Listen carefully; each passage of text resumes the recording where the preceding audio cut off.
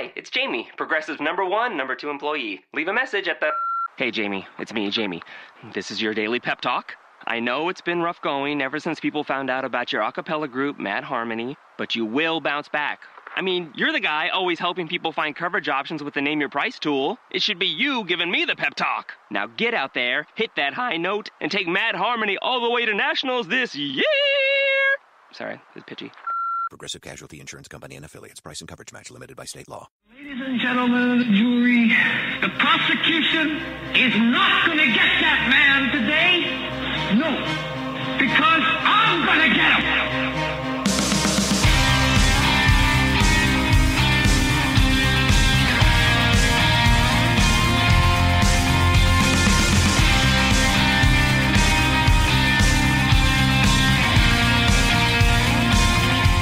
Et tu, Brute. Et tu, Brute.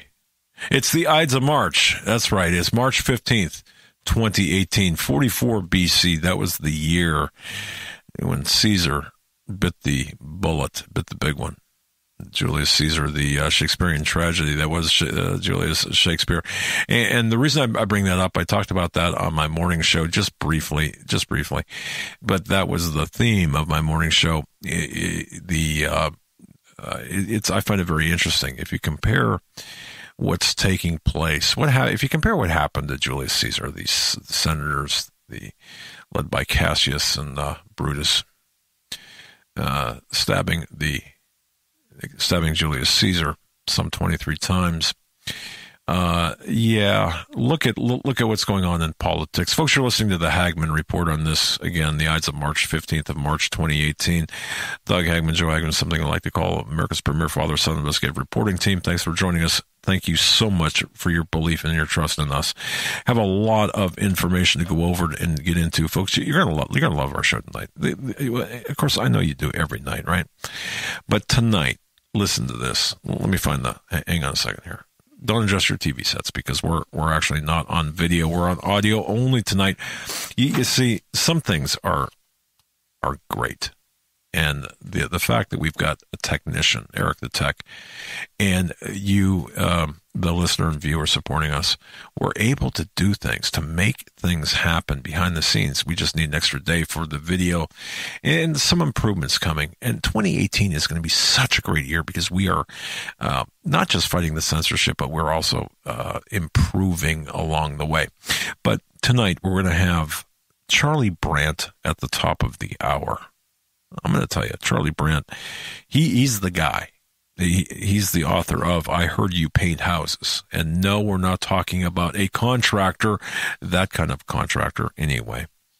Something more. You're going to want to hear that. And of course, and it's been optioned into a movie, which is going to be taken on by Scorsese. Yeah. Very interesting. Yeah. And he's going to have a full hour with us. I cannot wait. I met someone who knew him or knows him. I went to a wedding, all right? And here's what I can say about the wedding.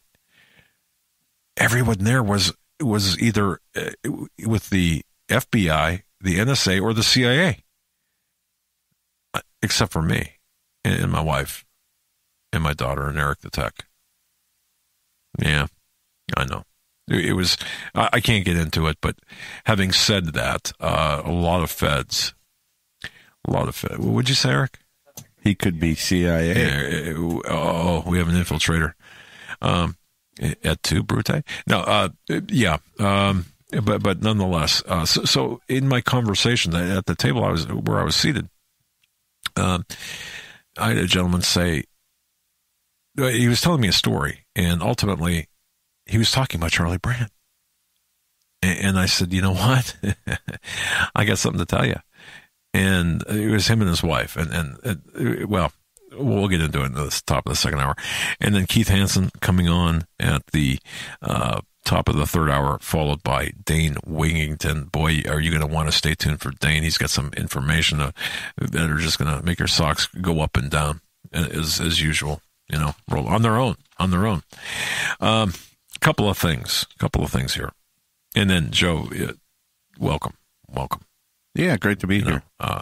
But a lot to get into. A lot of stuff to get into. I'm blind over here in terms of I don't have a monitor. So is that not charging up for you?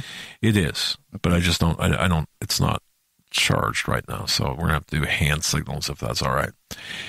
Yeah, not that kind of hand signal. All right.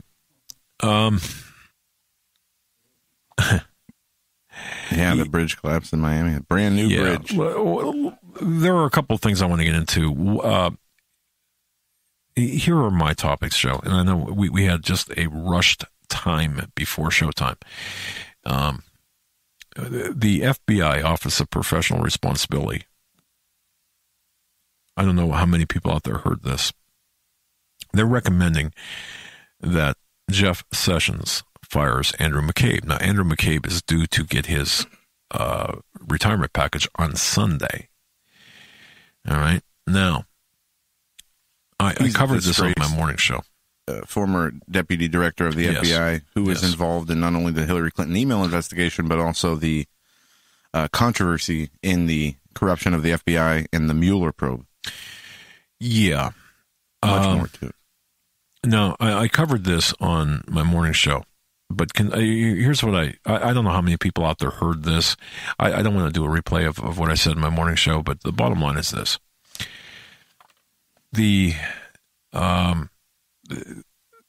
an interesting dynamic at work with a motive that might not be as transparent as it appears to be. And I know Sean Hannity covered this briefly last night on his program, but he covered it at surface level. He took it for what it is. I'm seeing something totally different. And I referenced Sundance from the Conservative Treehouse in my morning show in his analysis of what's taking place. And I tend to agree with what he's saying, or whoever comprises that pseudonym is saying. Look at the New York Times and the Washington Post. They've been reporting that the FBI's Office of Professional Responsibility has recommended to Jeff Sessions that FBI Assistant Director Andrew McCabe should be fired. All right. Now, the reason for this surrounds the Department of Justice Inspector General Horowitz discovering that McCabe intentionally, deliberately leaked information about the Clinton investigation to the media and then coordinated the leaks. Now, the IG referred the issue to the FBI's internal OPR department for review and recommendation to the Attorney General. Here's the issue. The fact that that this information was leaked to the Post and to the Times. And I agree with the author at Conservative Treehouse on the Sundance. This says it all, because what are the Times and the Post? They're really megaphones. They're outlets for the CIA disinformation campaign, or at least they're the town crier, if you will, for the CIA or the deep state. So here's the situation as we see it. You've got the Office of Professional Responsibility of the FBI saying to Jeff Sessions, you got to fire this guy. Well, he's due to get a full retirement package assessed at somewhere around $2 million on Sunday. The leaks are Sessions or McCabe will be fired before Sunday, or at least the pressure's on. Okay, yeah. So here, aside from the surface level, let's talk about this, because I got some ideas on this. But go ahead. Well, I heard today on Sean Hannity's show coming in that, for what he's done and what is still yet to come out about his conduct, that they could never allow him to have a pension, because they know that more is going to be coming out with the Inspector General report, with these other investigations that are ongoing. And his conduct is not limited. You can even say criminal conduct possibly is not limited to the handling of the Hillary Clinton email investigation. It spreads over multiple investigations. And don't forget, this is the same man whose wife ran for the Senate seat in Virginia, who was given, you say more than $700,000. They say $700,000. I'm going to tell you right now, it's $925 minimum, if not 1 million and change. That people point to 700 and 725 and 900, but I mean, it's more than that. But go ahead, Joe. Well, they say that the sources expect a decision by close of business day Friday. and that the FBI officials have recommended that the former number 2 of the agency be fired. And this is from CBS News. If fired, it is believed that his only avenue of appeal would be to file a lawsuit to try to reclaim his pension. Okay, and this article has the political bias. And let's you and me talk about this, because Sure. here is my situation. Why now? Here's my question. Why now? You had how Right. many? You had just under President Donald Trump. You had well over 400 days. This was known. This was made known back in mid-summer of last year. You had the leaks about McCabe. You had Donald Trump tweeting about this. So now here we have the OPR of the FBI Department of Justice, which at the upper levels, it's an oxymoron, coming to Jeff Sessions and saying, you know what, you got to fire this guy. And you're 5 days away from retirement, full, retirement package, $2 million. perhaps this was all part of the plan. Right. So here is the situation, this dynamic. It's a very interesting dynamic.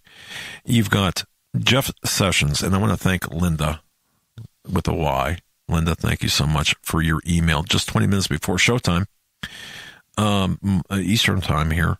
I received this at 6:40 Eastern time. I want to thank you so much for your email.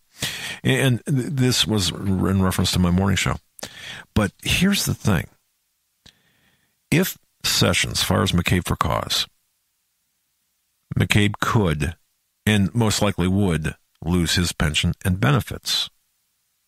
All right. Now, the OPR, an OPR recommendation for disciplinary firing puts Jeff Sessions it paints him into a corner. That recommendation alone and the leak alone. Think about this. Think about how dynamic, think about how Machiavellian this is. Think. Here's Jeff Sessions. OPR drops a folder on his desk. Wakes him up, maybe. I don't know. Got to fire this guy. But see, it was leaked to the Post. It was leaked to the Times. Now, he's got two options. What's he do? Number one is to fire McCabe outright. That's it. You're done. End of story. Goodbye.